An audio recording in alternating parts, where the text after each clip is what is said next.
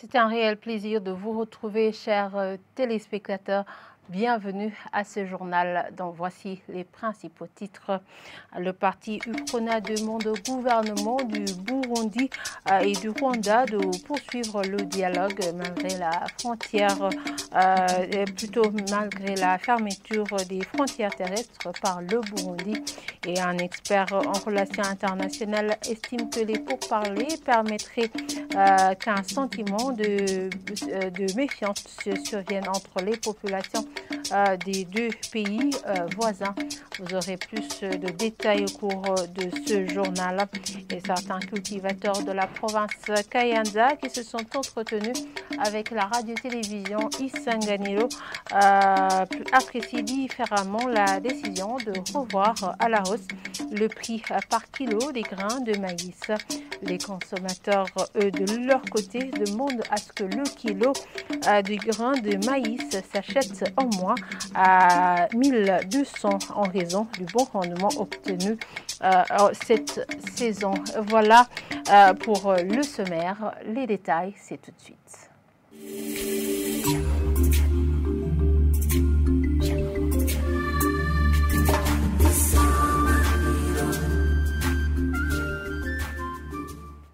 Encore une fois, bienvenue, chers téléspectateurs. Le parti UPRONA demande au gouvernement du Burundi et celui du Rwanda de poursuivre les voies du dialogue malgré la fermeture des frontières terrestres par le Burundi.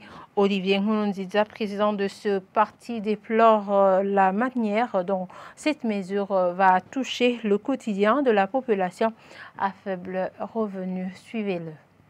C'est très regrettable d'avoir que cette mesure est arrivée à ce degré. Comme le ministre de l'Intérieur l'a annoncé, au niveau du parti UPRONA, nous avons pensé qu'avec ces techniciens en matière de sécurité, ils ont vu que peut-être il y a un danger imminent qui guette le Burundi à partir du Rwanda. Sinon, il n'y a pas autre raison. Nous lançons un appel au ministre de l'Intérieur qui a annoncé tout cela à travers lui, le gouvernement du Burundi, qu'effectivement c'est une mesure qui a été prise alors qu'il y a peut-être des Burundais, des Rwandais qui sont au Burundi, alors qu'ils n'ont pas eu peut-être le temps de retourner, ils étaient peut-être allés se faire soigner ou faire d'autres obligations sociales, que ces gens soient facilités pour qu'ils retournent chez eux sans problème.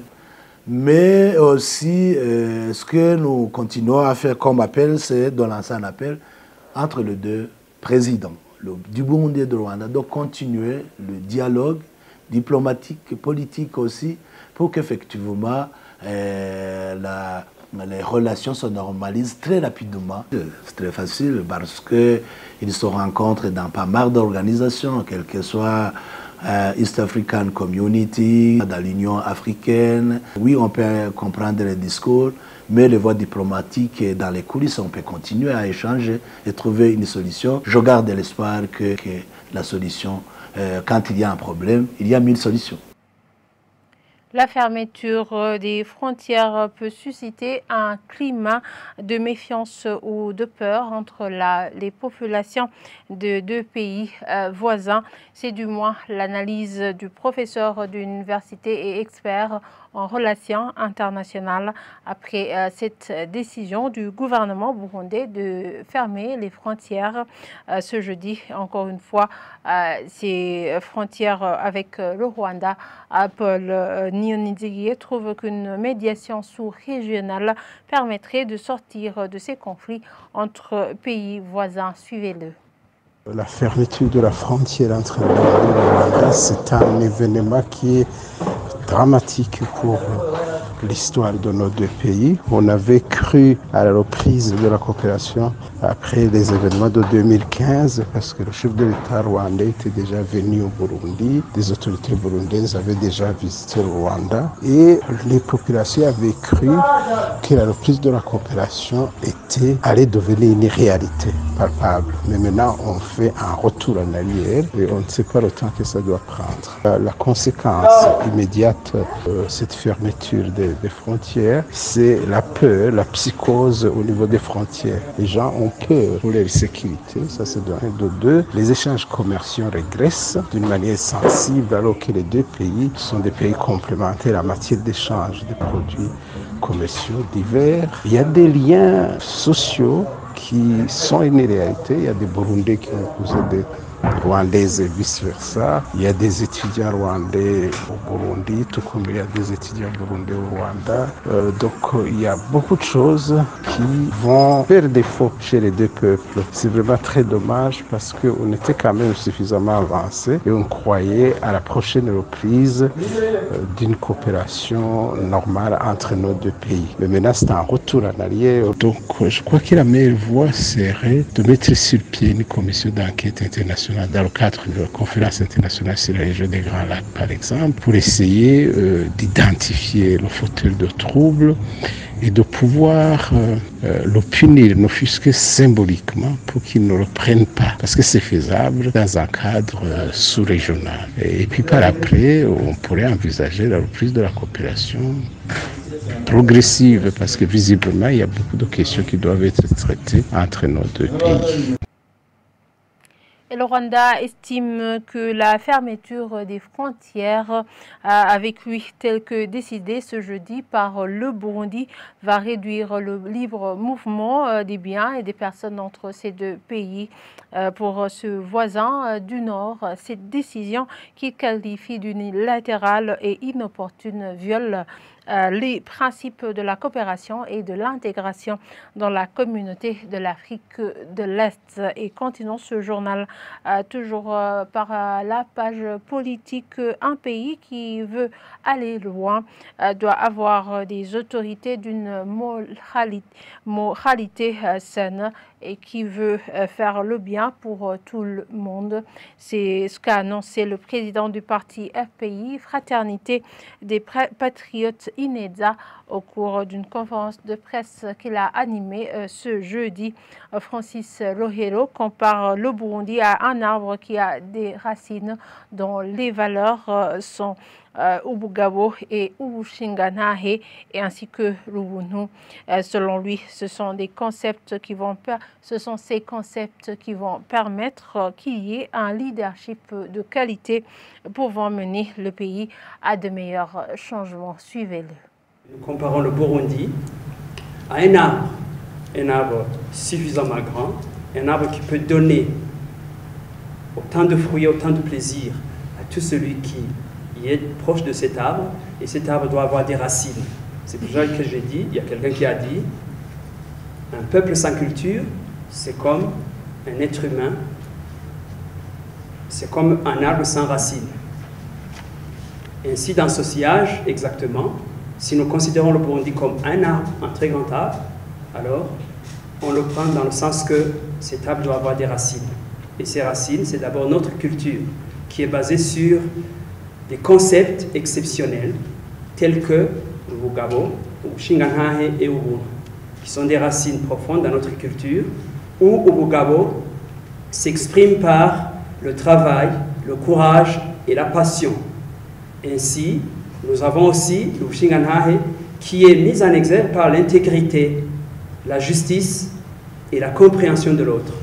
Ainsi, l'Ubuntu qui est manifesté naturellement dans la culture burundaise par l'amour du prochain, par la compassion et par le partage.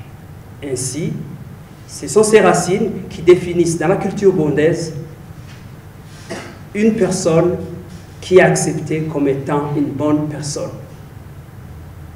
Au Burundi, on ne se prédestine pas d'être bon.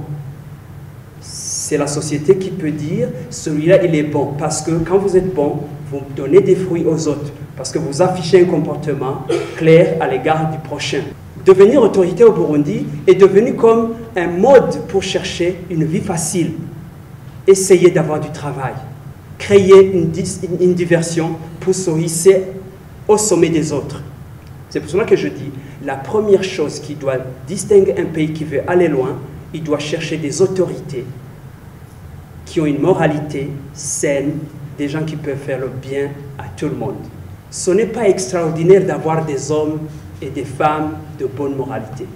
il y en a plein au Burundi. On ne devrait pas se plaindre de notre gouvernance si on basait nos autorités, si on les jugeait par des valeurs que nous connaissons dans la culture burundaise. Je vous le disais en titre, les habitants de la province Kayanza apprécient différemment la décision de porter à 1 700 francs le prix du kilogramme du grain de maïs, alors que les producteurs trouvent que ce prix est satisfaisant. Les consommateurs de leur côté disent que le kilogramme des grains de maïs devrait s'acheter au moins à 1 200 en raison du bon rendement obtenu cette saison. Suivez-les à ce propos. J'ai trouvé que ce prix est trop bas, vu le prix d'achat des semences, où nous achetions 2 kilos à 32 000 comme le gouvernement nous l'avait promis. Mais sa promesse n'a pas été réalisée. Nous avons acheté la même quantité à 40 000, alors qu'auparavant, nous cultivions des maïs qui donnaient une bonne production sans utiliser des engrais. Actuellement, on utilise l'engrais 3 fois, voire même 4 fois pour fertiliser le sol. Tenant compte de tous les besoins nécessaires, ce prix fixé par l'État est trop bas. J'apprécie favorablement le prix fixé par le gouvernement parce que, après avoir récolté, je vendrai la récolte à 1 700 francs au kilo. Et si on me donne 100 000, ça me facilitera à cultiver les autres saisons. J'apprécie favorablement parce qu'on ne peut pas contredire la décision prise par le gouvernement. Je n'ai pas bien accueilli la mesure de fixation des prix de kilogrammes de maïs parce que les engrais sont chers, même les semences nous coûtent cher. Et voilà, c'est ici que nous clôturons ce journal. Merci de nous avoir suivis et très bonne suite de programmes sur la télévision Isanganiro.